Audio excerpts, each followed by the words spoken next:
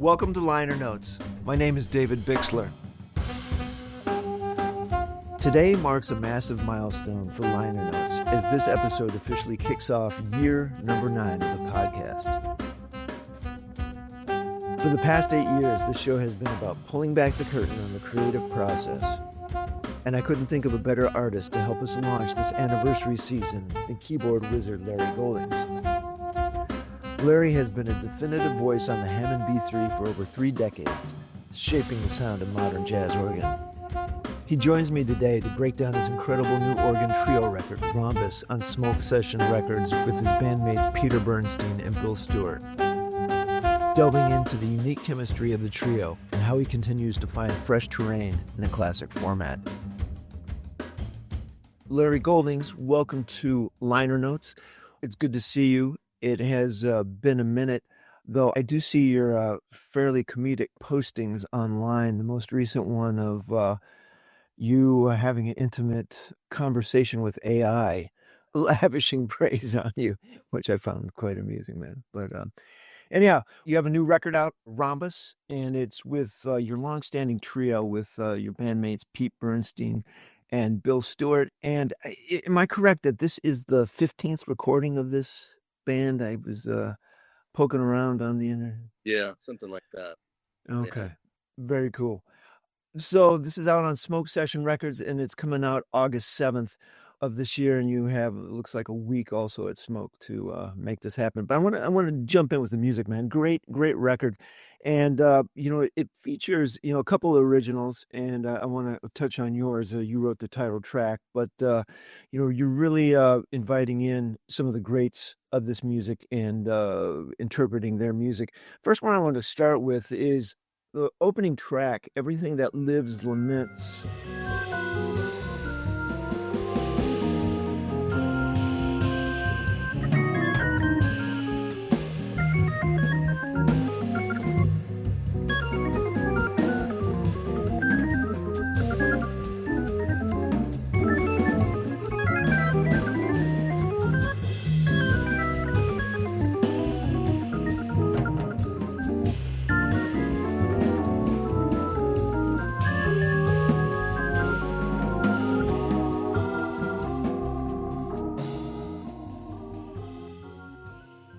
By Keith Jarrett, which I wasn't aware of that tune. But one thing I wanted to ask you about in the liner notes, it talks about you and Peter hanging out with Keith, going to his house, and maybe talk about that relationship. Was it civil? Was was he nurturing to young musicians? And I think yes. I don't think, no, he didn't normally teach, and I think I was one of his very few students, especially at that time. And I wasn't really a regular student. I went to see him. My dad would bring me to his place in New Jersey.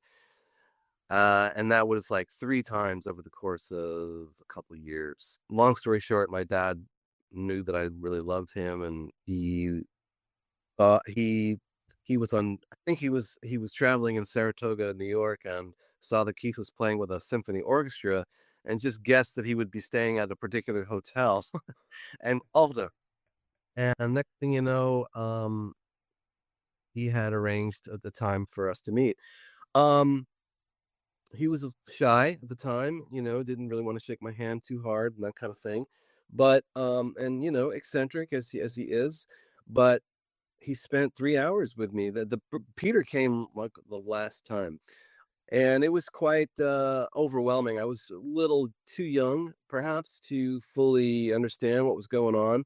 And to fully be present, because I couldn't believe I was there.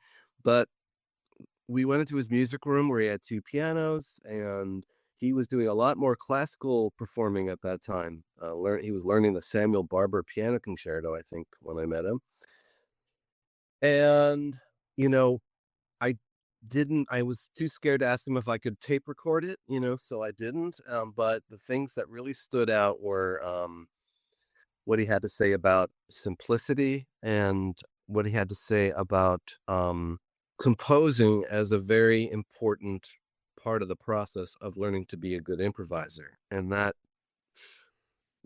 he had this book that was in 5 or 6 volumes where the author would write a simple melody, at least in the first book, a very simple 4-bar single line melody, and then you could take all the time you needed to finish the melody, in the most inevitable, as he put it, inevitable way. What would be the best way to mirror, not mirror, but finish this idea? And he said that that's what we're trying to do, on the level that you could potentially do that with all the time in the world. We're trying to do that in real time as improvisers. Set ourselves up with an idea and then finish it in a way that, it's obviously never going to be one way, but but whatever it is, it should sound like the inevitable answer. And then by the end of that book, it's like 12-tone harmony, and you have to do the same thing. Take a very complex 4 bars and finish it in that world, in that language. And I thought, wow, this is a perfectly, who does this better than anybody I can think of? Well, Keith Jarrett does that. Keith Jarrett can set himself up with a beautiful idea. And then when he finishes the idea, it's like, oh, you just have that feeling of the way he landed that couldn't be any better. Um, so that was one of the things I remember about the lesson. And just to be able to be around him was pretty amazing, I have to say. Okay. That's a great idea, the inevitability of what is supposed to happen. Did he have any, like, tangible steps, for a young person, like, how to make this happen? Or were you just kinda left on your own to figure this out? Yeah, I don't remember, but it has to do a lot with, I would say, the simplest idea being the best, or the most melodic route and simple route being the best one. Didn't get too specific about, you know, strategies, but he did talk a lot about simplicity. And I think the people who are able to say big things with simple ideas are the ones with great sounds, with great touches, and who leave space. And I think some of my favorite musicians out there are those people who have all those qualities: great time, great sound, great feel, and it enables them to stay if to not play things um that are there to impress, like a lot of notes or a lot of theory. You just looked at the great ballad, tenor players or whatever. I mean, the fact that they made classic records in, playing one chorus or one and a half choruses is usually a testament to how beautiful it is to listen to their sound and how clear their ideas are. And I think that that's something that Keith has, even though he can be very technical, and really all my favorite musicians, I think, have those qualities. Mhm. Let's talk about this band going back 3 plus decades to Augie's. Maybe, give us a quick synopsis of how you guys came together. I remember hearing you playing the organ when a bass player didn't show up with Leon Parker back in the day. Pretty much how it happened. Leon's bass player didn't come. He called me in a frenzy and said, "Don't you like to walk bass lines?" And I don't remember why he knew that, but I guess that was one thing that I did like to do on piano. One of my first influences was Dave McKenna, who played great left-hand bass. And that was literally what he said. And what I did, I brought up a DX7 and all walks and bass line. And that kind of sounded lame. And then I thought, oh, well, this thing has an organ sound. There's that whole organ thing, which literally I had never actually tried, but I had some records and um was familiar with the concept of playing with your left hand and being your own bass player. And we just loved it. And then I got obsessed with it. And he said, "Can you come tomorrow or next Thursday, whatever it was?" And I got very obsessed with finding a better and upgraded portable setup that I could schlep up there. And ended up having this Korg organ, which was this double tiered, analog Korg organ with drawbars, and really learned about the organ initially on that thing, and put it through a bass amp, and you know learned a lot of the initial challenges of, having to do 2 things at once like that and, uh, learn I remember Mike Ladon, who was already playing organ at that time, was he showed me, "No, your bass stop should be this, without this middle drawbar," things that I just had known, and, like, some stock drawbars that I heard Jimmy Smith use or Larry Young. And then using the volume pedal, so I bought a volume pedal to be expressive with that, because that's a huge part of playing the organ. But that's really how it started, and then the personnel started to change, and other people came and went. Peter came back from Paris, where he had been living with his family, and I think kept on playing with Leon, but then started playing with Peter and Bill, and just it became like the regular gig that I had, and a chance to really develop with a band and to develop more as an organ player. Okay. So, and you're living in LA now? Yes, since 2001. Wow. Man, it has been a minute. Um, and like it kind of looks like you're ensconced in the scene out there a little bit. Yes, in various scenes too, because I do songwriting. I love singer-songwriters, and so I'm collaborating in that world. I've done a little film and TV, and then the jazz scene, which is I think about to get a little bit better in terms of some new clubs that are popping up. And there's always a young crop of musicians who are coming out of the schools who are here. And yeah, I don't play a ton of. There's not enough places to play, frankly. You know, if people are complaining about that in New York, they're really complaining about that here. And it's just a whole other challenge, just geographically. But yes, I'm glad to be part of the scene. There's some excellent people to play with here. All right. Getting back to the organ, like, what are you using for an instrument right now? Are you using, keyboard yet? Well, when I go on the road with in any context, and organ is well, not any context, because when I go out with James Taylor, I play a single digital organ because there's not a lot of call for organ on the gig.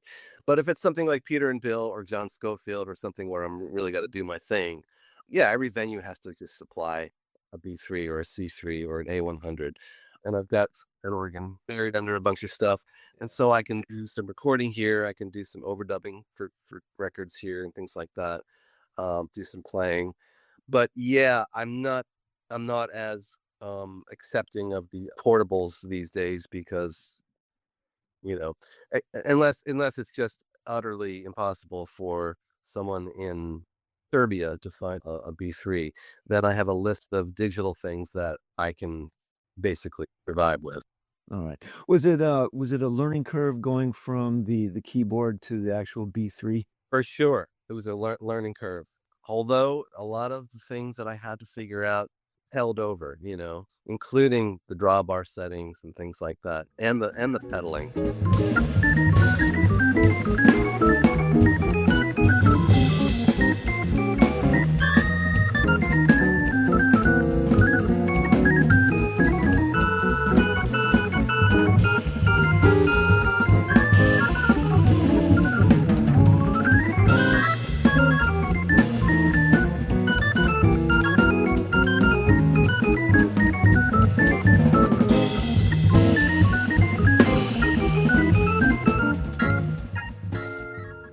But of course, playing foot bass was the biggest challenge, and is still something that I only do, you know, 25-30% of the time. Most of my bass lines are coming from my left hand, which is the case with a lot of organ players, but certainly a lot of organ players play more bass pedals than I do. The main thing is just getting the thing to breathe, and and that has a lot to do with the expression pedal, and using the Leslie speaker in an expressive way. But I have to say that I feel like the years that I was playing, because I went all over the world with that thing.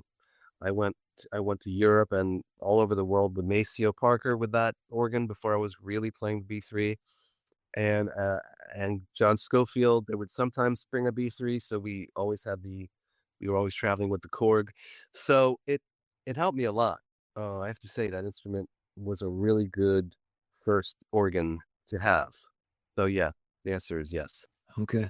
One of the things that was in the notes that came from the publicist was that this group has never been a group interested in radical reinvention, which can make it somewhat easy to overlook just how breathtakingly expressive and inventive their playing can be. And I really thought that was the case before I read anything about it. Within the context of, the tunes that everyone knows, like In Walk Bud or High Fly, what you guys are doing there. And, it's probably never like, "Hey, look, we're gonna have a meeting, we're gonna discuss what we're gonna do," but maybe talk about like the comfortability. And, I think both of you guys in the notes you quoted about saying that, everyone knows my playing so well. I can't rely on my like standard licks. How does this group push you in a different direction? Well, I mean, just the personalities, I mean, Bill Stewart and Pete, they're both people who really want to be spontaneous, want to be fresh, and want to react to what happens in the moment. And we've never had the only rehearsing we've ever done is really before a record because maybe we have some new tunes. And then even then, we don't want to rehearse, too much. We want to know what we're doing. We want to be able to play the heads but you know, I think for all of us, the element of freshness and surprise is the thing that we love about jazz, and is the thing that we love about our favorite musicians. So I think the main thing is just to always be on our toes for each other. And yeah, like that quote says, we're not going to suddenly come out with some kind of radically different concept, because we don't really want to. We think it's a little bit forced to suddenly say, let's make a groove record, or let's make we almost made the music of Wayne Shorter instead of Rhombus. We almost did that. But basically we just like I used to go see Dr. Lonnie Smith as often as I could, not because I thought, oh, tonight's going to be some kind of different concept. No, because within the framework of what he did, he is going to surprise me again. He's going to bring me on a journey in a different way than he did the last time I saw him. The repertoire is probably going to be the same, or similar. We do try to, I mean, we have this point, our repertoire is just enormous. So we have a lot. If we wanted to, we could probably play a week's worth of gigs and not repeat a song, which is something we haven't actually tried to do, but we could. And that alone just keeps it fresh for everybody. We know what we like, in repertoire and in music, and we stay within that framework. And within that, we try to surprise ourselves and surprise each other. And even though we're in this environment of like, well, something has to be just crazy new and people have to be hit all over the head. I mean, just that alone is really kind of one of the problems that we have in music now, in entertainment. We don't really feel like that's our objective. We do what we do, and we try to do something fresh every time. And if people can hang on with that and tune into that, then that's the important thing to us. This organ is just filled with possibilities that I'm only still feel like I'm beginning to know. Sonically, and hopefully I will continue to be in situations where, aside from that band, where I'm encouraged to experiment and to you know, push what I can do on the instrument. But a lot of that has to do with the musicians and how they're pushing you. And Bill Stewart never gets lazy. He never wants he doesn't want to play an idea that just because he knows it's good how it's going to sound. He's reacting and he's always surprising us. And I think we all are trying. We want to do the same for each other and for the music. Music of Wayne Shorter. I wasn't familiar with Penelope, and when I first put it on, I was like, "Man, what tune is this, man? It's like the same as El Gaucho, right?" Got the same melody. Or same, yeah, same figure. Yeah. What record was it on? Ba-ba-da-ba-da-dee, whatever that record was, I always loved it. I think it's Adam's Apple, actually. Yeah, just love it. Love his record, and, we were finding when like all the tunes that we loved, a lot of them were ballads or a lot of them were really short forms. And so we ended up deciding, wow, it's hard to put this record together with just the Wayne tunes that we want to do. Um, but yeah, happy that, and it was just so fun. It's one of the challenging ones to play. And the other one that goes way back to my Peter Bernstein days, knowing him and meeting him in 1984, was that summer we met at the Eastman summer program. I was introduced to the music of Abdullah Ibrahim and just started a lifelong love of his music. And, you know, even though it's very piano oriented, I just happened to find this tune, Mama, which is very obscure.